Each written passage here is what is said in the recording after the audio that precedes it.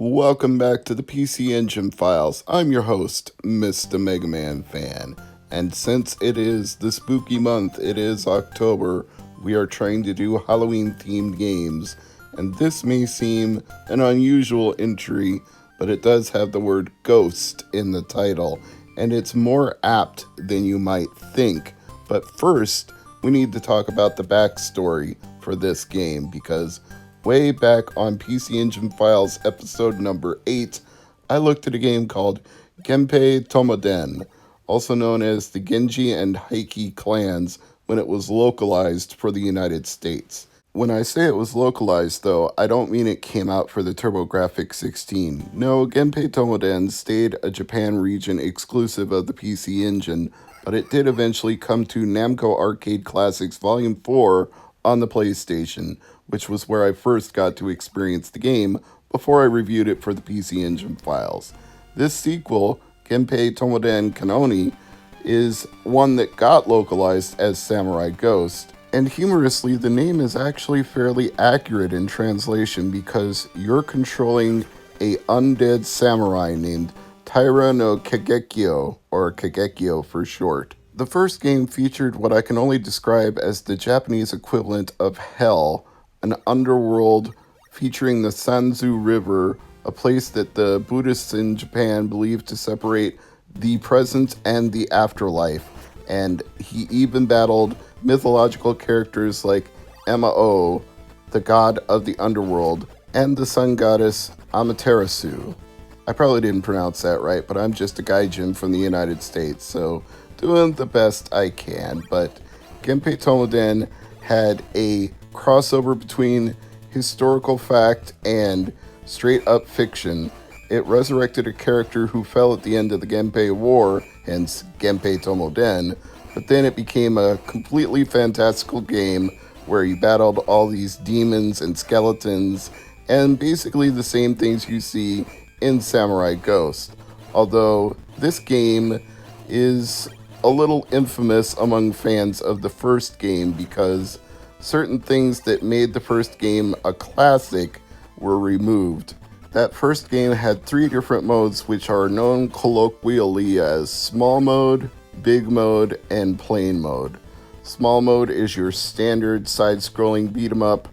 The big mode has large characters and boss fights, and the plain mode is a top-down perspective like The Legend of Zelda.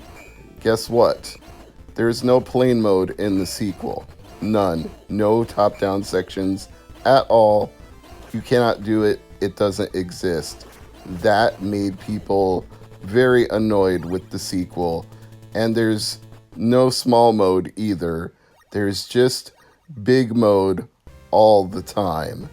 You have to deal with these side-scrolling sections and hordes of enemies that surround you on both sides. And it's frustrating because you're all the way to the left side of the screen, so when things come at you from behind, you have very little time to react. And these platforming sections are also very frustrating because the gigantic size sprites don't allow you to move very fluidly from one thing to the next. It's kind of jerky, and you'll notice when you try to turn around, the screen scroll, because you're all the way over to the left, is pretty ridiculous. It has to shift the entire camera all the way to one side and then all the way to the other side. I'm not saying it's unplayable or bad. I'm just saying that if you're a fan of the original game and you like the variety of the game, then the sequel takes all that variety out and leaves you with only the most frustrating part.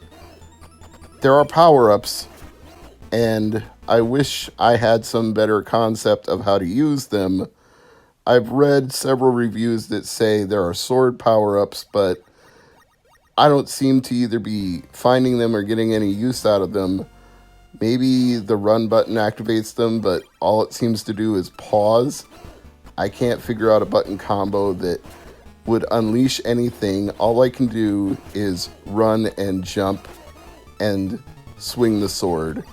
And the thing that really irritates me is when enemies are overhead, you have to jump and start swinging your sword almost immediately because you have such a slow draw on the sword, particularly in the big mode, which again is the only mode you can play in Samurai Ghost. It takes forever for your sword to reach the hitbox of the enemy. So if you don't jump and start swinging immediately, then by the time they get to you and you want to swing the sword, you're already going to take a hit. I know it sounds like I'm straight up dogging this game. Apologies to the skeleton dogs, don't mean to offend them. It's just not easy to play. It's not something I wouldn't play, but it has, as one reviewer put it, a very steep learning curve. Getting the timing down on your sword is very important. Learning how to jump and maneuver from one large obstacle to the next is very important. The number of hits you have in your life bar seems somewhat plentiful, represented by the candles, and they usually only go down half a candle when you get hit, but it's deceptive because you have very, very, very big sprites on the screen, so you get hit a lot. Your hitbox is huge, enemies are hard to avoid, and those candles just start burning out very fast. Your life gets literally snuffed out. So, well, if you wanted to play a spooky game, it's definitely got the underworld, the undead, the skeletons, the demons, the resurrected samurai straight from the underworld. It's fitting for Halloween, even with a seemingly absurd title that sounds like some sort of crossover between a Toma movie and a NES game like Zombie Nation. And now that I say that, I realize it's actually quite appropriate because Zombie Nation, a game localized from Japan that was originally called Abenarabu Tengu, featured the floating head of a samurai named Namakubi. Why they thought that would translate well into the US market, I don't know, but they actually tried and they renamed it Zombie Nation. I guess if you're a headless floating samurai, you're a zombie because you're undead. And this guy is undead, so it all ties together quite nicely, I guess, but certainly wasn't intending it when I made the reference. It's just, there's a very, very Japanese aesthetic to the game. I believe I said that about the original Genpei Tomoden. It is certainly true of the sequel, so you need to approach it with that mindset and not necessarily play it with a Western frame of mind. The difficulty, put that aside for the moment, but just allow yourself to get steeped in the mythology and the history which the games draw from, and understand that the look, the style, the feel draws on those Japanese cultural aesthetics and creates an environment that will feel very foreign to players of this game. But if you embrace it, get into it, and take it for what it is definitely a culturally unique game that I'm amazed it actually got localized. I would not have expected it, but I believe Turbo Technologies Incorporated was somewhat desperate by 1992 for anything they could get their hands on. In their desperation to support the TurboGrafx 16 and Turbo Duo in the North American market, I think they rushed it because the localization is pretty bad. The phrase, "how a pity you are," doesn't make grammatical sense in any way, shape, or form. If it was, "what a pity, try again," or "you're pitiful, you died," or "what a pity, you are dead."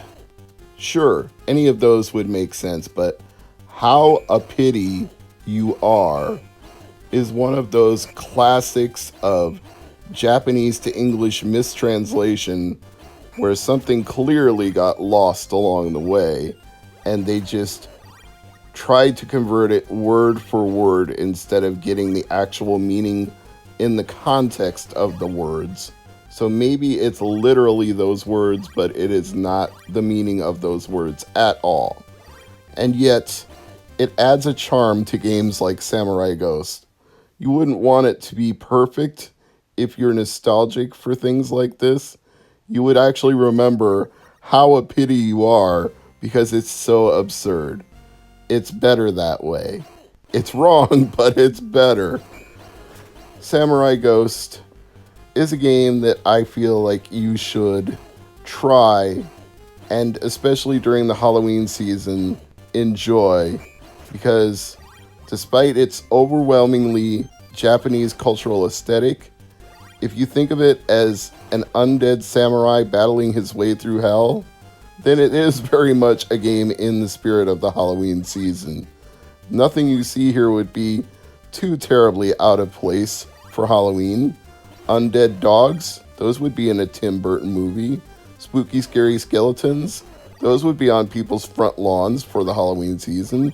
Skeletons brandishing swords and attacking you, that's probably a very Legend of Zelda thing, even though they removed the Legend of Zelda top-down sections. So there is a lot to be appreciated in a month like October for a game like Samurai Ghost. I would give it a shot. I wouldn't necessarily buy it because it is a stupidly expensive game, as most late releases for TurboGrafx-16 are. You cannot find any of them under $50, not in my experience anyway. This one is no exception.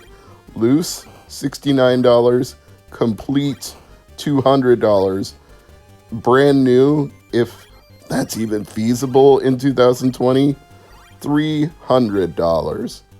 The manual alone goes for $10 and the box alone goes for $175, so that should give you some idea of what we're dealing with here. I'm Mr. MegaManFan. Thanks for watching. Like, comment, subscribe. See you next time.